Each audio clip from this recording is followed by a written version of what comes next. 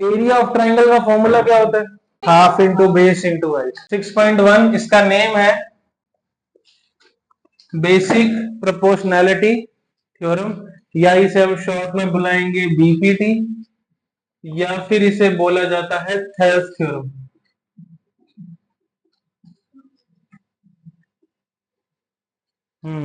ठीक है,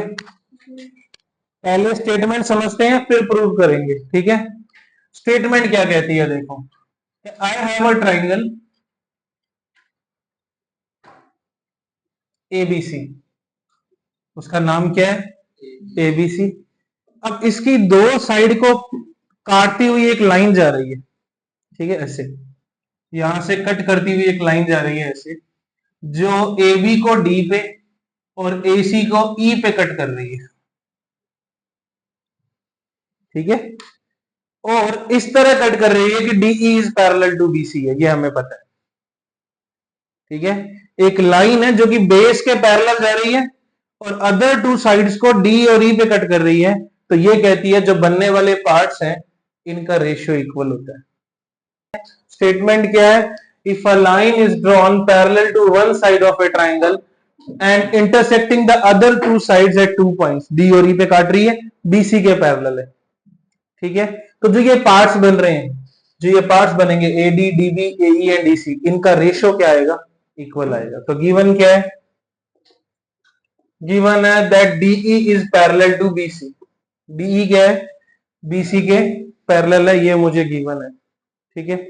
और प्रूव क्या करना है मुझे, that AD upon DB is equal to AE upon BC. ठीक है, अब मैं कुछ कंस्ट्रक्शंस करूंगा यहां पे। ठीक है, पहली कंस्ट्रक्शन करूंगा, I am joining B to E. ठीक है, बी को ई से ज्वाइन कर दिया, डी को सी से ज्वाइन कर दिया, तो क्या लिखेंगे, join B to C and B to E. Third thing, E से सामने वाली साइड पर परपेंडिकुलर डाल दिया, जो एम पे कटा, तो construct E M perpendicular on AD. ठीक है, और इधर डी से इस पे परपेंडिकुलर डाल दिया जो कि एन पे कटा, तो डी एन परपेंडिकुलर ऑन ए ई। ये मैंने मेरी तरफ से किया, क्या किया, बी को ई से जोड़ा, सी को डी से जोड़ा, और ई से परपेंडिकुलर डाला एडी पर और डी से परपेंडिकुलर डाला है एई पर। ठीक है, ये हमने कर लिया। अब मेरे पास कुछ ट्राइंगल फॉर्म हुए, यहां से मैं उनका एरिया निकालूंगा। ठीक है,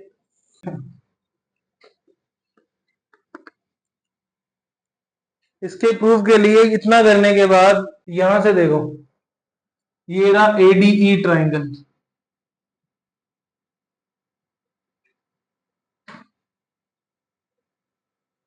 इसकी बात कर रहा हूं मैं ऊपर वाले की। ठीक है, तो अकॉर्डिंग टू डायग्राम,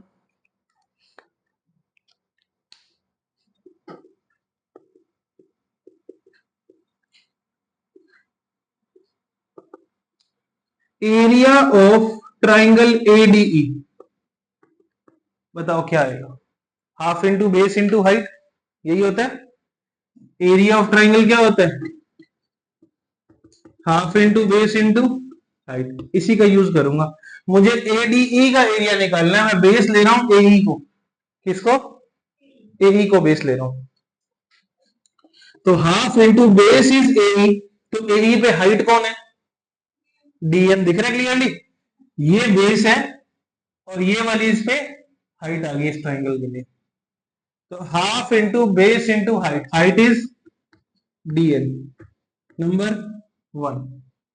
अब मैं फिर से निकाल रहा हूं एरिया ऑफ एडी, फिर से क्या होगा, half into base into height, लेकिन अब की बार मैं बेस किसको ले रहा हूं, एडी को। अगर एडी बेस लिया तो हाइट कौन हो जाएगी, ईएम हो जाएगी। एडी पे हाइट कौन, इस पे एडी पे हाइट कौन आ रहा है, ईएम, तो AD multiply by EM, number 2। ठीक है, थर्ड, अब मैं ले रहा हूं ये वाला ट्राइंगल डी ई बी,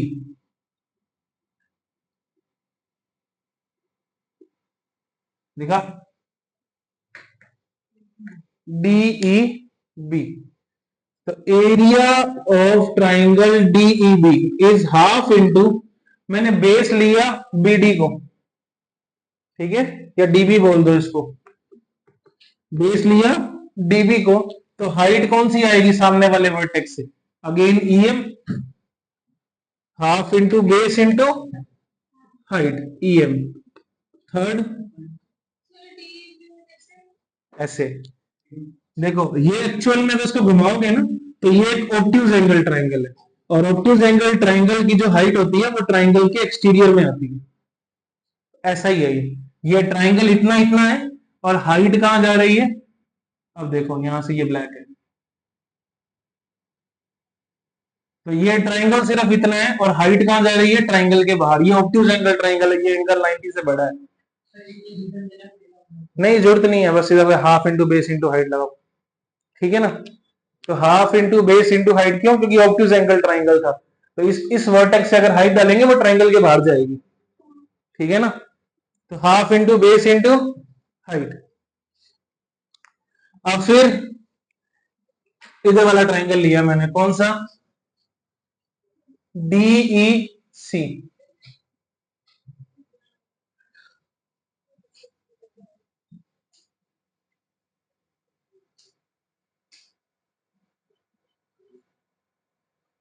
ये वाला, तो अगेन ये कैसा लग रहा है, ऑब्ट्यूज, अगर मैं ईसी को बेस ले लूं तो हाइट क्या हो जाएगा, डीएन, आउटसाइड द ट्राइंगल, तो area of triangle DEC is half into base क्या हो जाएगा, ईसी, और हाइट क्या हो जाएगी, डीएन, नंबर 4।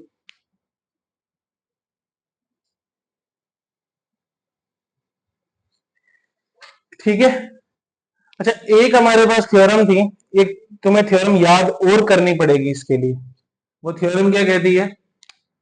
हमें जस्ट यूज करना है, सिर्फ एक ही जगह यूज हो रहा है इसका, तो हमें उसको प्रूव करने की जरूरत नहीं, जस्ट तुम नॉलेज के लिए जान लो, क्या कि like if there are two triangles formed on same base and lies between same parallel sides, यानी ये मान लो ए बी थी, ये सी डी है और ये ई एफ है, ये दो ट्राइंगल है जिनका बेस क्या है, ई एफ, बेस सेम है और दोनों सेम पैरेलल साइड्स के बीच में बन रहे हैं, तो इनका एरिया इक्वल होता है हमेशा, ठीक है, ये एक्चुअल में 9th क्लास का 9th चैप्टर था ओल्ड बुक का, क्वाड्रिलेटरल्स, जो कट चुका था सिलेबस है, तुम्हें नहीं करवाया गया, उसकी थ्योरम है, वो यहाँ यूज होती है इसमें, ठीक है, तो थोड़ा याद कर लो इसको, क्या, हाँ सेम चीज वही है, ठीक है ना, तो यहाँ पे क्या है कि जब भी दो ट्राइंगल सेम बेस पे बनते हैं और बिटवीन सेम पैरेलल साइड्स बनते हैं, तो उनका एरिया क्या हो जाता है, इक्वल हो जाता है, तो यहां पर भी कुछ ऐसा ही है, देखो कैसे,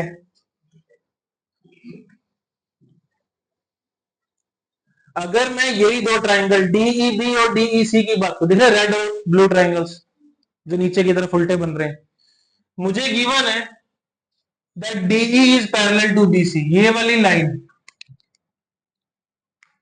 ये डीई जो है ये इस बीसी के पैरेलल है, देखा जाए तो दोनों का बेस डीई है, दोनों ट्राइंगल का बेस क्या है, डीई, सेम बेस पे बन रहे हैं and are between same parallel lines DE and BC, so their areas are equal, जब दो ट्राइंगल सेम बेस और सेम पैरेलल लाइंस के बीच में होते हैं तो उनका एरिया क्या होता है, इक्वल होता है, ये चीज हमें याद रखनी पड़ेगी, ठीक है, तो यहां से लिखेंगे we know that two triangles having same base and between same parallel sides are equal in area, are equal in area, तो यहां से क्या आ जाएगा, area of DEC is equal to area of ADE आ जाएगा, सॉरी डीईबी आ जाएगा, DEC is equal to DEB, area of DEB, ये इक्वल आ जाएंगे। नंबर 5 दे दिया। अच्छा, things which coincide each other are equal to each other, याद है यूक्लिड एक्सियम, मतलब हर चीज खुद के तो खुद को तो कोइंसाइड करेगी। एडीई खुद को कोइंसाइड कर रहा है, दैट मींस एडी खुद के इक्वल तो हो सकता है, या ये भी बोल रहा कि everything is equal to itself, तो मैं एरिया ऑफ एडीई को एरिया ऑफ एडीई के इक्वल रखता हूं, तो कोई दिक्कत है, कोई प्रॉब्लम नहीं। तो ADE is equal to ADE, दो इक्वेशंस हैं, इक्वल में है, डिवाइड करूंगा स्टिल इक्वल रहेंगी। 6 में 5 का डिवाइड लगा रहा हूं, 6 डिवाइडेड बाय 5, बीच में इक्वल है, area of ADE upon area of DEC is equal to area of ADE upon area of DEB. ठीक है, अब एरिया ऑफ एडीई क्या है, देखो यहां से हाफ इंटू एई इंटू डीएन, ये वैल्यूज है, मैं क्या कर रहा हूं, बाय इक्वेशन 1 2 3 4 वैल्यूज रख रहा हूं यहां पे, बाय इक्वेशन 1 2 3 एंड 4, ये चारों से वैल्यूज वहां रखेंगे, वहां पे रखो area of ADE half into कितना है, AE into DN, area of DEC half into AC into DN equal to half into ADE की वैल्यू दूसरी वाली रख दो, सेकेंड वाली एडीई की वैल्यू क्या है, half into AD into EM,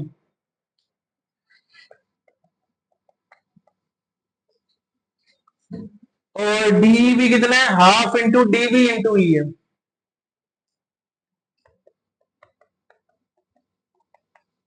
अब जो कट रहा है काट दो, हाफ से हाफ कटा, डीएन से डीएन कटा, हाफ से हाफ कटा, ईएम से ईएम कटा, क्या आ गया, AE upon EC is equal to AD upon DB, यही प्रूव करना था, हेंस प्रूव्ड। अच्छा, कल अपन ने बीपीटी करी थी जिसमें हमने देखा था ये ट्राइंगल है,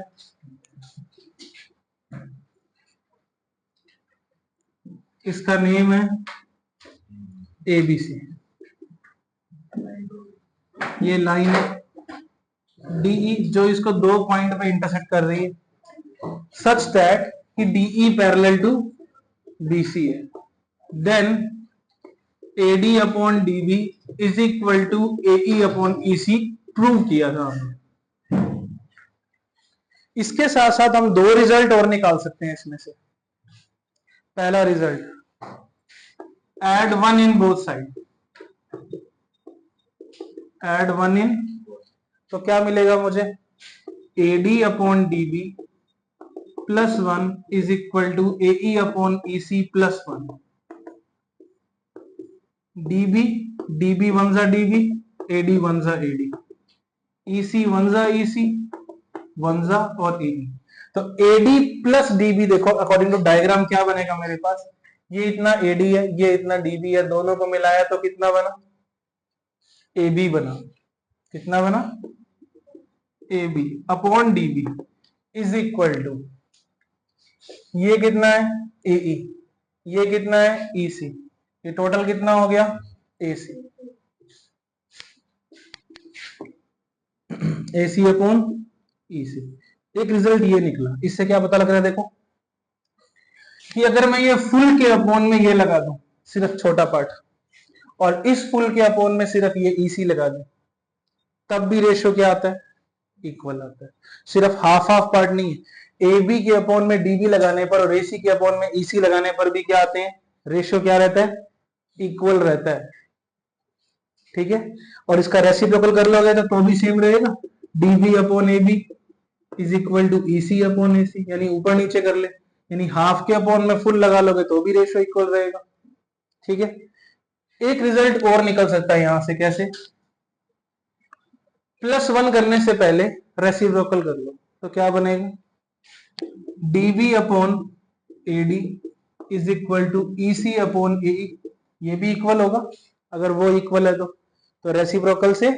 ये भी इक्वल हो जाएगा। Now add 1 in both side, दोनों साइड 1 ऐड कर दो,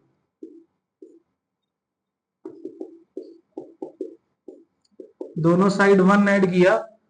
तो DB upon AD plus 1 is equal to EC upon AE plus 1। AD बन जा AD, DB plus AD is equal to EC plus AE upon AE। ये LCM आ गया इसका। अब यहां से देखो AD प्लस DB कितना हुआ, AB, तो AB अपॉन AD, इधर से AE प्लस EC कितना हो जाएगा, AC, AC अपॉन AE। तो इसका मतलब ये पूरे के अपॉन में ये छोटे वाला ऊपर वाला पार्ट और इस पूरे के अपॉन में ये छोटे वाला ऊपर वाला पार्ट, इसका रेशो भी क्या रहेगा, इक्वल। और रेसिप्रोकल कर लोगे तो छोटे के अपॉन में बड़ा आ जाए अगर, तो भी रेशो क्या रहता है, इक्वल। यानी ये फ्लेक्सिबल है ये बीपीटी पूरी की पूरी। यानी अगर ये पैरेलल है तो मैं ये छोटे के अपॉन में छोटा लगा दूं, इस एडी के अपॉन में AB लगा दो, AE के अपॉन में AC लगा दो, BD के अपॉन में AB लगा दो, BD इधर से EC के अपॉन में AC लगा दो, ये सारे रेशो क्या रहेंगे, इक्वल रहेंगे, सेम रहेंगे। ठीक है, बात समझ आ गई।